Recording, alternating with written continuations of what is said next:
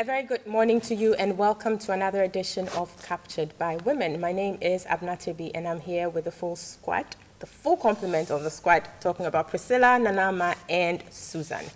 As usual, we'll be weighing in on topical issues that have come up during the week and we'll be adding our voices to that. We'll start off on the spin with a very inspiring issue that has come out during the week. Now, we're told that when life gives you lemons, you make lemonade. And we'll be seeing how this particular saying has made manifest in a community in the Upper West region of Ghana, where a deprived school in that particular region has been able to score a pass rate of 100% in the recent BECE. We'll be looking at that inspiring issue. We'll also look at the DKM microfinance issue. Yes, the DKM microfinance company is back in the news, and this time we are told that payment to depositors has commenced this week. We'll be looking at the issues that are coming up from there. In particular, we are looking at depositors who are complaining about the fact that they are not getting back exactly what they expected to get, having regards to the sort of investments they made in that company. And then, of course, we'll be looking at the EC. You remember last Monday, the EC made an announcement disqualifying 12 presidential candidates from contesting the 2016 elections. Now, against that, we already have about 3 suits in the courts. How many more of such suits are likely to follow? And what are the implications of these activities coming around such a very peculiar or a very critical time of our election program? How is this going to impact on the election calendar? We'll be looking at all the issues there. These are the issues lined up for discussion this morning. It promises to be exciting. You don't want to miss any part of it, so please stick and stay. Welcome back. You're watching Captured by Women, and this is The Spin. We are looking at a very inspiring issue that has come up during the week. We are looking at a very deprived school in somewhere in the Upper West region of Ghana, where students who sat for the BEC exams came out tops. I mean, they scored big 100% pass rate, and these are students who were taught by just 2 teachers. We find this topic or this issue to be very inspirational and would like to talk about it.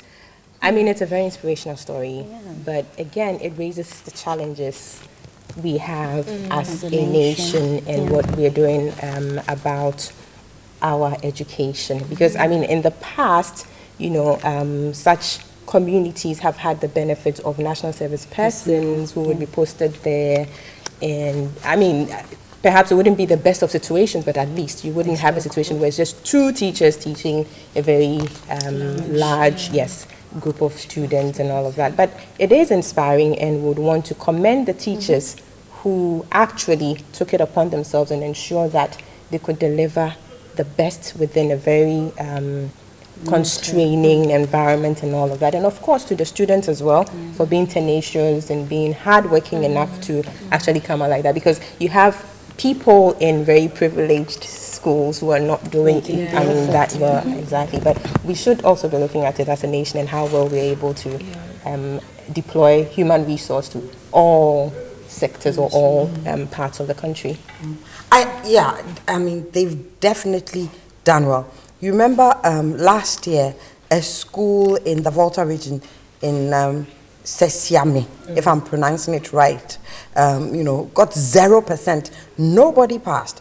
And I don't think they were in dire straits like how this school is,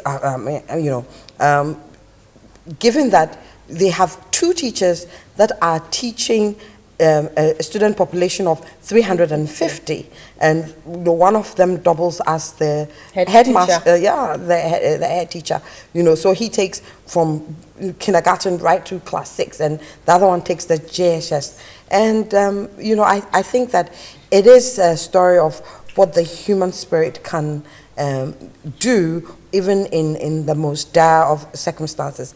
And I would wish that we would replicate that spirit in many of the things that we do. But talking about making sure that our schools are sufficiently, resourced, with teachers, textbooks, chalk, whatever it is. I mean, we know the stories about even some schools not having chalk, and such that there can be social justice, because it should be no child left behind. It should not matter the circumstances of your birth. You should be able to have the nation's resources such that you achieve your potential. So it's for any government that comes in to ensure that there is social justice and that no child would go to bed hungry, through any fault of theirs. No child should be walking, during school hours, not and selling in the streets when other children are in school.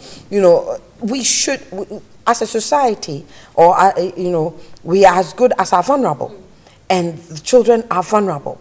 And so we must ensure that it cuts across. It shouldn't be just, if you are given the privilege and you are in some school and you don't do well, you decide not to do well, that's your fault. Exactly. But looking at it from a different angle, I want to talk about the human resources or the teachers who are deployed to these places. I do know from the comments that were concerning this issue, I know some people were asked to go there, but looking at the deplorable state of the community, where even telecommunication, they have to climb a hill. The GES representative there says he has to send messages to them on Monday, and they have to climb the hill on Friday to check.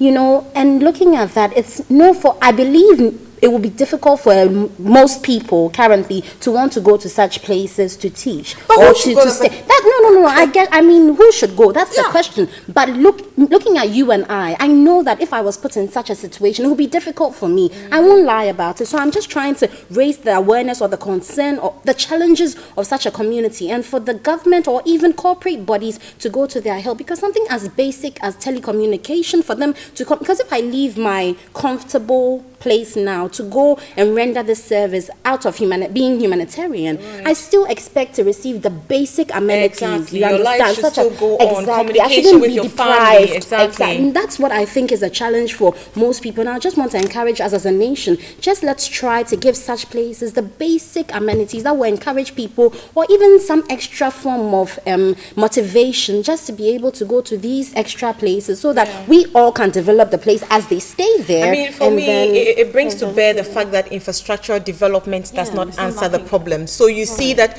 they are building schools left, right, and center, but it's about resourcing the schools.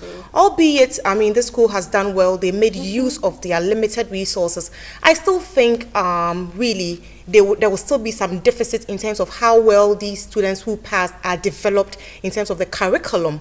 Going to school is not just about passing exams. Now, if you look at the number of people who passed, they said it was 8 students. It's likely that, the 2 teachers dedicated all the time to these 8 students, going through past questions and all of that. But how about going through class 1, class 2, the curriculum and the knowledge you're supposed to have before you graduate from, as a junior secondary school graduate. So you see, we have a lot of graduates who are lightweight. They passed, but in terms of substance, so kudos to them for making good use of the limited resource. But I still think if you compare, them to somebody who probably went through the system where they were properly handled in class 1, class 2, class 3 and all of that, they would still have more depth than these 8 who passed all the same. Earlier on I raised the issue about national service because historically, like you're saying, when it comes to postings, people definitely wouldn't want to go to certain areas for obvious reasons, and they are legitimate reasons. But historically, national service persons have complemented professional teachers in such rural communities.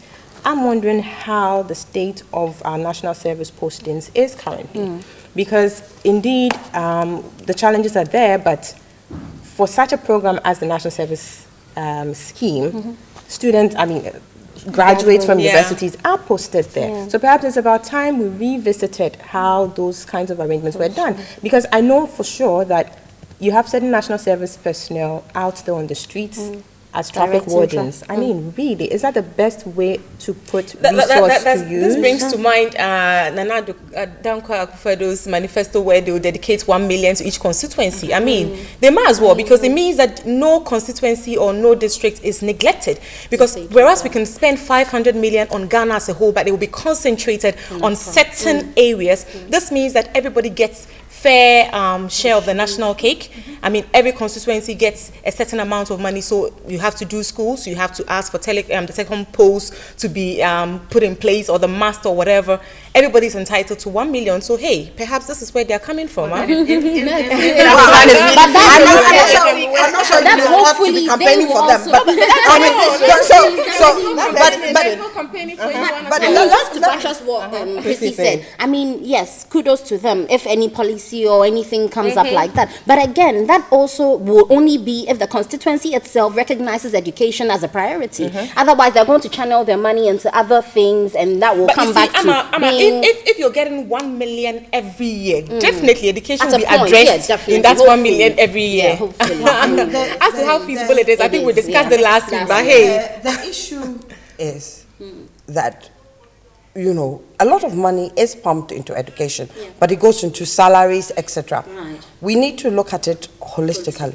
We need to look at the deprived areas. We need to do a lot more of decentralization, more of devolution, where the people, the district assemblies are working as they ought to. They're generating enough income to make sure that they touch the areas that, if you're electing your DCEs, you know, and there are problems there, they deal with it directly. But, you know, having said that, you talked about people refusing to go. I want to see sanctions. I mean, we are all Ghanaians. When somebody says it's far from where? We all Ghanaians. We all live. But somebody has to go. Somebody has to go. So somebody has to go. I mean, somebody has to go. So if I say that, I'm not going because there are no. Well, listen, if it's national service, it's national service. You understand? National service, you go to where you're posting. We want to have a wrap-up. Yes, but you see, you talked about it. We have too many national service people who want to work in banks, who want to work there, and they go wherever they want to, and then they change it. Because they have the links. But that should not be the case. When they post you there, you go there. So there should be addressed to the national service. There should be sanctions. Even the GES. I mean, even with the GES, you understand? Conversation can go on and on. No, but how would GES have an influence on the national service personnel? No, I'm not talking about national service. I'm talking about teachers who were posted there and refused to go there. Very well. I think your point is made. GES should sanction. Your point is made. Definitely. But as the one wrapping up on this segment, I have the last word. And I think it wouldn't be an issue if postings were done, quote unquote, in the right way, so that people don't go behind the scenes saying, put my child here, put my child there. It's done randomly, and that would be fine. But hey, I'm wrapping up now. I'm done. Anyways, we'll take a break. We'll be right back to go to Big Bang 1. Stay with us.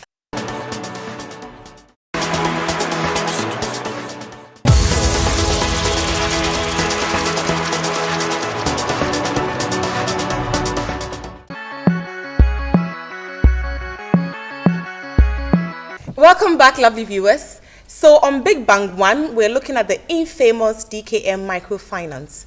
Somewhere last year, the Financial Intelligence Center units of Bank of Ghana ordered the closure of DKM after it discovered some anomalies whilst auditing its books.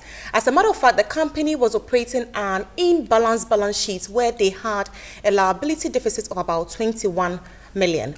Now, there's been talks of government intervention here and there, but finally, they've arrived at the modalities of how the depositors will be paid back the monies that they invested in DKM. Discussing with us today is Mr. Joseph Donko, who is Executive Secretary of the Association of the Microfinance Group in Ghana. We want to find out from him how this liquidation is going so far and matters arising thereof. Hey, welcome, sir. Yeah, let me say good morning. Good morning. It's good to have you here. Yeah, good to Right, so finally, governments have arrived at a decision. I think they decided long ago to step in and intervene, and BOG has arrived at the modalities for which this liquidation to take place. We want to understand how this process is going so far, how satisfied the impacted depositors are, and what your views are in general. Yeah, thank you. I think that DKM saga is one of the situations that has brought a lot of negative publicity to the microfinance industry. And so as a association, we are worried about the situation. And again, as much as our members are providing good services to our people, we also want our clients of our members, deposits to be protected. And so when we find such news, we are not happy about it. And so the DKM issue, as you rightly said, there was a petition by Bank of Ghana to liquidate the institution. And so as the company's code requires, it has gone through the procedures. And so Bank of Ghana finally decided that there will be some payments to the customers. And so I think that based on the criteria that they are using, they have started the payments. I am not in Bank of Ghana, but we are monitoring what is happening. And so I know that some payments have started, and people are trooping into the banks to sort of collect their... They come out very disappointed, and that's one of the things we need to know. You talked about the criteria. What is the criteria for deciding how much to give the various depositors? Because I'm sure the investment is over a certain range, Right. And how was that decision arrived at? And when, before you come to that, let's bring it from transparency. What is the proceeds of the liquidation? I mean, we know DKM is worth so much. How much have governments derived from liquidating this company to start off? So how much do they have? How much are they working with? Is that clear? From where I sit, from the association, I cannot speak to some of these issues. But what I know is that when a company is going into liquidation, we look at your assets and liabilities. And then after the liquidation, we look at how much can we pay with regard to your liabilities.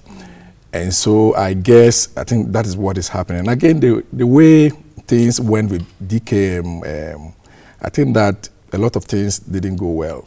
Because I remember people went to the premises and carried some of their items and took away. Because these are the assets that the liquidator will look at to value it and compare with the liability that the company has so that it will be able to pay. And so I think a lot of lessons will have to be learned with the DKM saga. So I cannot speak to the criteria. Let me ask you, Bank of Ghana is the regulator. The association is just an association. Yes. Is it compulsory for microfinance companies to join the association? Yes, there's a requirement that Bank of Ghana, as part of the requirements, if you want to establish a microfinance company. You know, microfinance, let me say this, microfinance institutions come in various forms. Yeah. And Bank of Ghana has grouped them into tiers, tier 1, tier 2, tier 3, tier 4. And so our association falls under tier 2, and it's microfinance companies. Okay. And if an institution that is microfinance company wants to carry out, provide microfinance services, it is expected that they join the association before, as part of the requirements for the license. Okay. And so really, it's I haven't said that. Yeah. What does the association do to help companies get on track if they are sort of, because the I mean, it's like, let me give an example, like pharmacists, okay? You do have the Pharmacy Council that regulates the whole pharmacy, but you have the Pharmaceutical Society, where pharmacists are required to join the Pharmaceutical Society, and the society sort of helps you to it has a code of ethics, etc., so that you can obey the law that Pharmacy Council ensures that you do. So Pharmacy Council is the regulator, the association sort of, it's the social support, yes. So what does the association do to help microfinance so that we don't come to the DKM end? I think for it's the same. Like the scenario you gave, the association also has code of conduct for its members. And so we monitor, we provide capacity building, we do advocacy on behalf of the members. let me say for DKM, at the time that it went through a challenge, that's when Bank of Ghana went in to close it.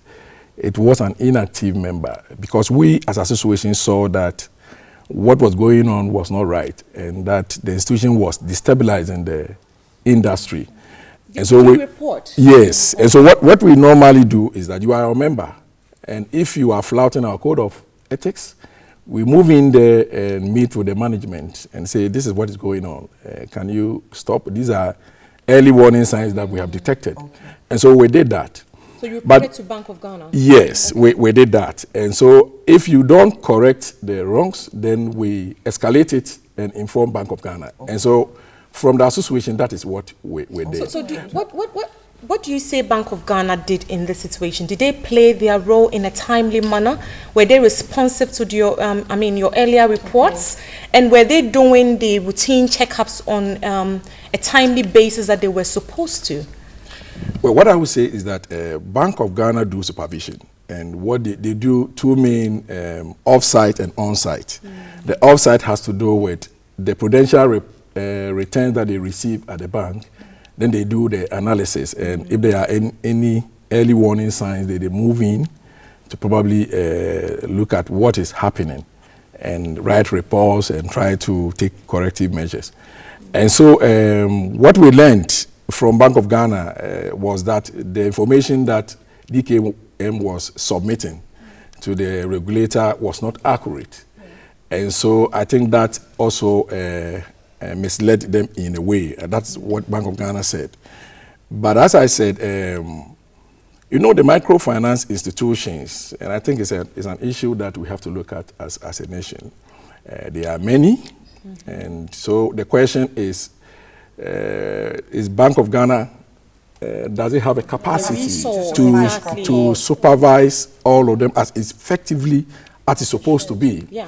I think DKM issue is bringing out some of these issues that all of us has to look at it, because we don't want this kind of situation that we are going through. We don't want it.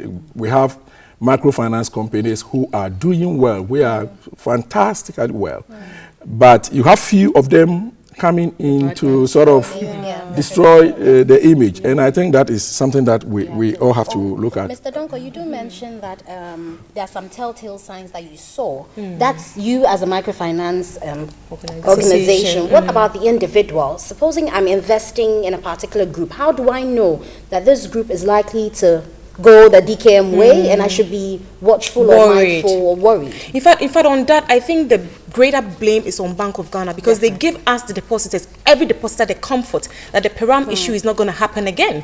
They say that they are in charge, they are supervising, they are whatever. So once you have that license, every depositor is supposed to have the comfort. In fact, this is what, banks, thrive on. You can't trumpet the card that you're a better bank because of solvency issues here and there, because we have the regulator who gives each and every one of us comfort that once someone has the license to operate as a bank or an MPFI or a savings and loans company, they are doing the right thing. So really, for this to come out, it was a big blow to depositors, and we're wondering, we are not covered in any way. But I think Priscilla answered the question. Yeah. Unless you have some more to add, then I will go on to the question that I think you asked concerning how people should identify credible institutions. Yeah, I think it's important. First of all, the public should first see that the institution is licensed by Bank of Ghana. And also, as I said, the Bank of Ghana requires that these institutions also register with the association. And so they should also see that they have registered with the association. And normally when they register with us, we give them certificates which they hang at their premises to show that they are members of the association. Apart from saying that, I think that we need to do a lot more of financial literacy education, because it's important. And also, I think our brothers and sisters will also have to do a bit of due diligence. I think that I know what I'm talking about. I think that people will come out there. 50% return is a red flag, exactly. Honestly. Exactly. There are a lot of microfinance around. if you send your money there, they will say, I'll give you, let's say, 5%. Somebody comes in and say, I'll give you 40%. I think that We still have that now. I mean, you have people now promising 40%, and you have other people promising 17%. If you're able to walk you through what they want to do and whatever investment or risk they are ready to take, you're like, hey, you want to believe that the regulator is doing the right thing to ensure that they have the right to do what they're doing. So we can't take the blame of the regulator as far as this is concerned, because as a depositor, I mean, I'm not now going to be finding out this one and that. Then we would all be using so many various things to sell ourselves, I mean, as banks and financial institutions, and that should not be. You shouldn't have the license to operate in the first place. What I would say is that, in the country, we don't have control interest rates. We don't have it. That's what I was going to go And so Bank of Ghana cannot move in and say, charge these interest rates. It's the demand and supply issue. It determines it. But you are going in to send your money, and one basic principle in finance is return and risk. And it works in other way. If you decide to part with your money to an institution, and you think that you want a higher interest rate, then you are as well saying that your money that you are putting in there has a lot of risk. So that's exactly... But not the kind of risk that the principal will not be returned to you. No, you see that, what is the risk? The risk, wait a minute. The risk is that your money that you are parting, there's a probability that it will not return. And so let's get it. It's not... the higher the risk. Exactly. Thank you. And the first responsibility is to yourself, that this is my money. My first responsibility is mine to see to it that wherever it's going, it's actually realistic. Go back to Mr. Dongo. Did you say you can lose it completely? Exactly. But you don't even get we are talking about risk. Listen, if an institution decides to pay a higher interest rate, remember it comes in as a cost. Now, in simple business that we do, if your costs are high rather than your profit, then your sustainability is an issue. And so once these things come into play, you yourself should realize that no, where I'm parting my money is a bit of a risk. You said that we don't have a regulated interest rate. So many institutions will be doing so many things that give them certain returns. But to say that the principal will not even return, then really. So that's what I'm saying, that the customers will also have to be careful. If you are parting with your money, I would say that there are a lot of microfinance institutions that are doing well. But if you are parting with your money, you need to do a bit of due diligence. I'll tell you. That kind of communication means that people no more trust the financial system, and people will keep their monies under their beds. And this is what BOG actually came out categorically to say, that the environment is safe to invest in. Anyway, we'll let you have your final say. We have a package for you. So a word to us on DKM and how the payment is going and all of that before we give you your parcel. What I would say is that this DKM saga has brought a lot of lessons to us as a nation. Microfinance is a good thing. If you go around the world, countries are using microfinance very well to sort of improve on the livelihood of the poor people. And so Ghana can also use it. What we need to do is to look at the industry. What do we want out of microfinance industry as a country? Because there's no time, the kind of work that microfinance companies do, if I should tell you some of them, they are wonderful. And we have, as I speak with you, we have about 350 active members working across the country. And so they are doing well, but we need to ensure that the bad nuts are taken out of the industry so that the genuine ones can continue with their business. Thank you very much, Mr. Donko. We have a parcel from our producers, our sponsors, Grand Rise Food Company Limited. They are the producers of Leap tomato paste. The tomato paste is good for all kinds of dishes like soup, jollof. Indeed, Leap or Leap. So that's your parcel. Thank you so much. Yes. Thank you very much, ladies. Please invite us. Thank you. Thank you. Thank you. So we'll take a quick break. We'll be right back. Stay tuned.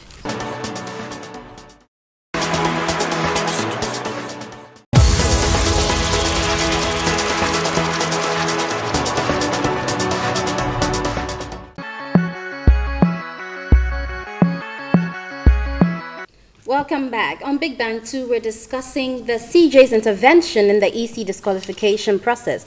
We hear some disqualified participants are taking the EC to court, and we're discussing this, whether the dedication of 17 courts to deal with any EC petition or any matters arising is helpful, and how this will play out as it comes.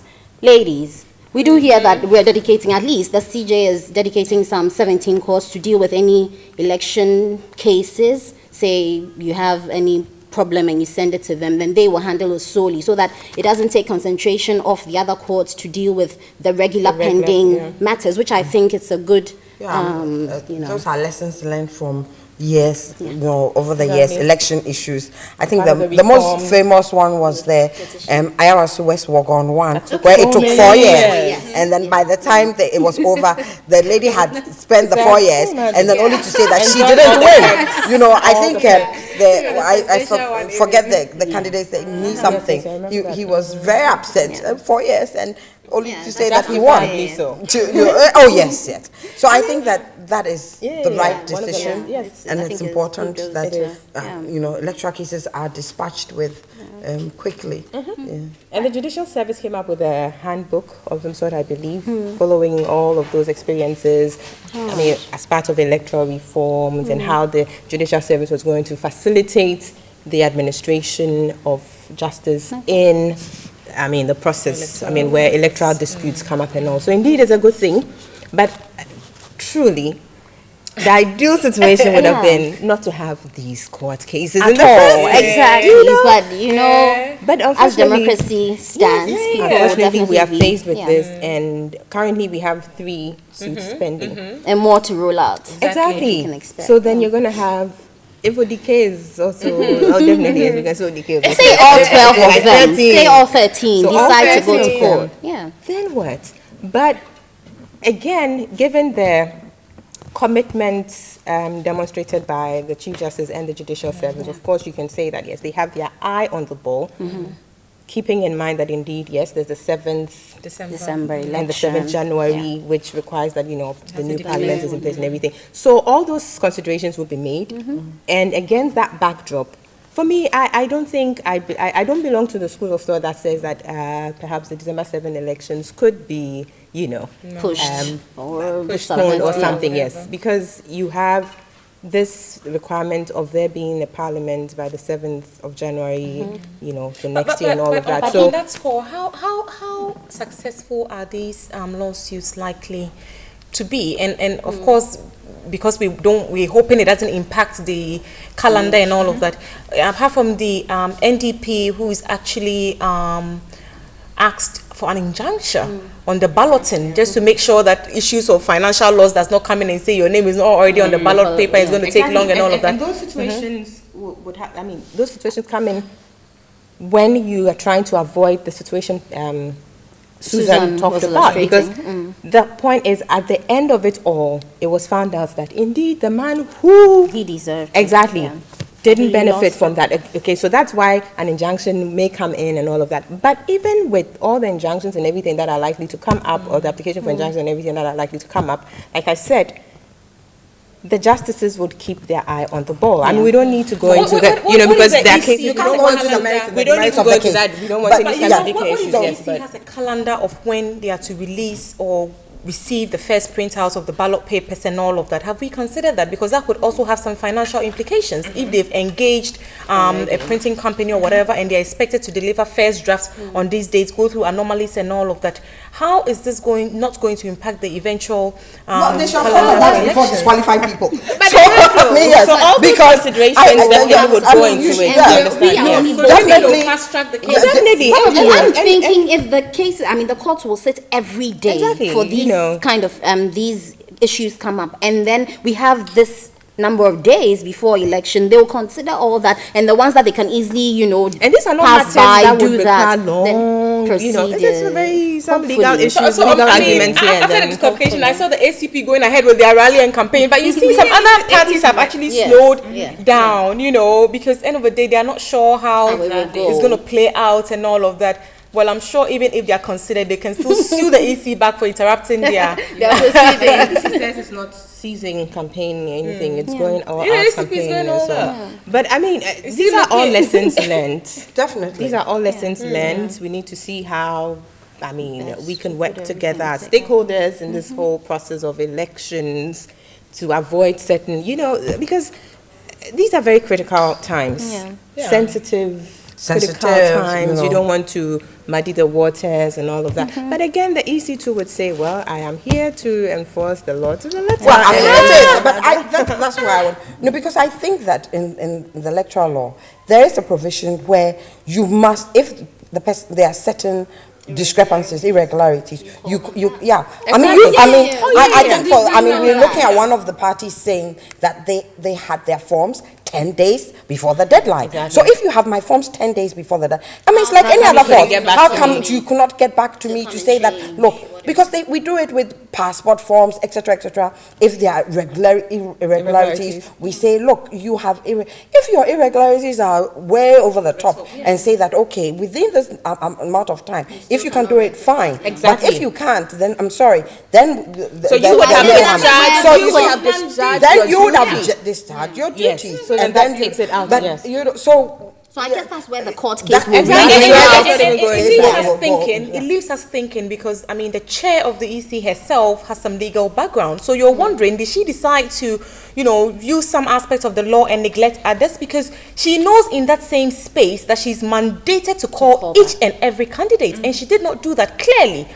And I mean, was she ready for this? What is this about? I'm wondering. Again, that's why it's important they are going to But court. Susan, Then that's where all the issues let come me ask up, this as isn't a it? politician and as a member of one of the parties that are made qualified. it. I am of the opinion that all this problem or all these problems would have been solved if political parties complied with the Political Parties Act, which says that you should have structures in, a certain specified, like 2/3 of all the districts across the country. Yes. Exactly. And I think it's not in there by mistake. No, It's but to you see, ensure but the so that EC you wouldn't earlier in the year, necessarily- this is where I'm coming. Exactly. Earlier in the year, Said it was going to crack the and they whip on did. that. It did. And so how I mean, didn't. How come so- all of them so- qualified? Well, all of them I don't went know through. about that. I don't know Exactly. about that. I'm talking about our party complying with that. No, before. we're And a lot- We're how many of those generalizing parties? it. I can't speak for them. For them. No, but I can let's say, say- I can let's definitely use those say, as- I can definitely say that the PPP is one party that Susan, had all districts, all okay. districts. You understand? And yet- I mean, for crying out loud, the man has a bank in every district. If for nothing, they can change those banks to party offices. You get it. So getting 2/3 of them is not an issue. If you were talking about a party like the PPP, you understand what I'm saying? I mean, Perhaps if it was- I laugh. more- I mean, I don't want to go into the merits and the merits of capital. I Okay, laugh. cannot. But in a place like Cape Coast, that he would actually need somebody to write, there and then in the central region, and then the Volta region. I mean, I'm sure in the central region, because most of his investments are there. I mean, he'll probably get 1 million people there. He has a bank in the Volta region, several branches. You cannot get, even his employee let's on take the the pain PPP. on the pain of death. You understand? all So you credit see, and merit, I that's mean, the PPP. that's the only one I can speak of. Yeah, so I'm saying So that, that's the only But I one I guess can speak. Abner's I can question was only addressing so that's what I'm saying. That you can take them individually. Most of them but complied with it because 13 out of 17. I mean, And the they- and they point said is, that- the did they say that point they is she didn't did not have follow offices? that CI to the letter. That She you- allowed Some You to fly remember by. when earlier on in the year when the EC said it was going to crack the whip on that particular provision in the says policy, consider- yeah. you remember PNC came out strongly to say that it's not about physical structures. We are in the 21st century, There's so so you many can't define communications, office yeah. strictly to mean brick and a mortar. and a Yeah. space, a geographic space, and all of that. So if the deadline for that provision, people breached it, then the EC at that time, That's that should have the set point. time. You understand? That's Then the we should point. not That's have the issue. waited And to- that's what I'm to saying. I mean, now. to think that she didn't use that to get it. disqualify. So Because for then- me, yeah. I mean, then that one. And that's is- what I'm is- saying. we go Because back- I'm just looking at a situation where we could have put the checks and balances way Ahead way of time. before. Yes, So that way it doesn't before. come to the ultimate. And for me, I think it starts with No, but you enforcing see- the Political Parties Act. Unfortunately, I have not read each and every one of them what their problem has been. But I don't think it has been, for some of them, The numbers. it has been the numbers. Some, I mean, for some But of them, that's a common it has thing been, running through, you know, right? the Subscribers and all of that. subscribers, addresses, you know. I mean, a country where addresses are a problem, you just wonder. Yes, we do have problems, and the problems probably have been there for many years. It's good to do a cleanup. It's good to be meticulous. It's good to you know, and of course, Mrs. Osei is cleaning up like only a woman can, doing a cleanup. But there should also be the flexibility of making sure that people, when it comes to filling forms, we all make the most mistake, and that in that period you can call people to address. Nobody is saying excellence is not the standard. Of course, that should be, and we in all of realize this, I that. think she could have done things in a way that her good intentions are not misconstrued, or she doesn't leave people wondering exactly where her loyalties are or what she aims to do. Because she, you know, like you're saying, the political parties, she allowed a lot of things to fly by, and to say that I'm not going to use the filling of documentations to disqualify people. Hey, this is why we have a court case now. Court cases. Court cases, Right, yeah. two court cases, not just one. Yeah. Anyway. I mean, I think we'll definitely sail through. Yeah. Oh, Come I December. mean, Do we see I- people I- getting I- back? November I- 7th? Sorry, do I- you I see sure that as people nice- might be, you know, To join. reinstated? Yeah. No, I don't want to. I don't even want to go into that. I mean, No, there's no, a no. possibility for just But a few, I- I guess. I mean, Anyway, just a few. I guess. What I can say, as sure as night follows day, we will have an election in this country. Definitely. And hopefully on the I don't December know when, 7th. Very but- well. It has been an interesting discussion. We would hope there will be some We drama. do That's hope a very wish easy the prediction. then. participants, ladies, we're wrapping up.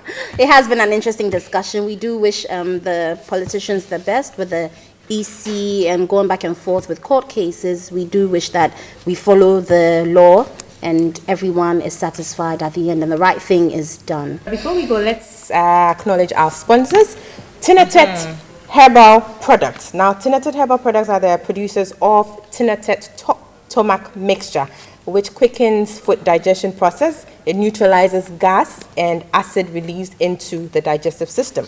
They are also the producers of Venicare, which is used in curing unpleasant vaginal discharges. It's also used to cure and prevent pains in manhood. Tinatet Herbal Products. So go get yours if you have any of the troubles. Also, we are sponsored by Grand Rice Company Limited. Grand Rice are the producers of Leap Tomato Paste. And as we've said earlier on, Leap Tomato Paste is very good. And you can use it for so many dishes, jollof, stews, and anything you can imagine. So we'll be wrapping up on today's program. It's been an interesting ride. We looked at a number of issues, DKM, microfinance, and the fact that they are making some payments to their depositors, even though the depositors are not necessarily happy about how much they're taking. At least they have something to go home with. We also looked at the EC and the fact that the EC is being embattled with court suits. Currently, we have about 3, and there's a likelihood that the numbers will increase. How is that going to impact on the elections and all of other issues surrounding that? And last, we also looked at a very inspiring story in the Upper West Region to the digestive system. They are also the producers of Venicare, which is used in curing unpleasant vaginal discharges. It's also used to cure and prevent pains in manhood. Tinatet Herbal Products. So go get yours if you have any of the troubles. Also, we are sponsored by Grand Rice Company Limited. Grand Rice are the producers of Leap Tomato Paste. And as we've said earlier on, Leap Tomato Paste is very good.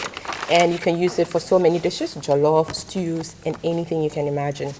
So we'll be wrapping up on today's program. It's been an interesting ride. We looked at a number of issues, DKM, microfinance, and the fact that they are making some payments to their depositors, even though the depositors are not necessarily happy about how much they're taking. At least they have something to go home with.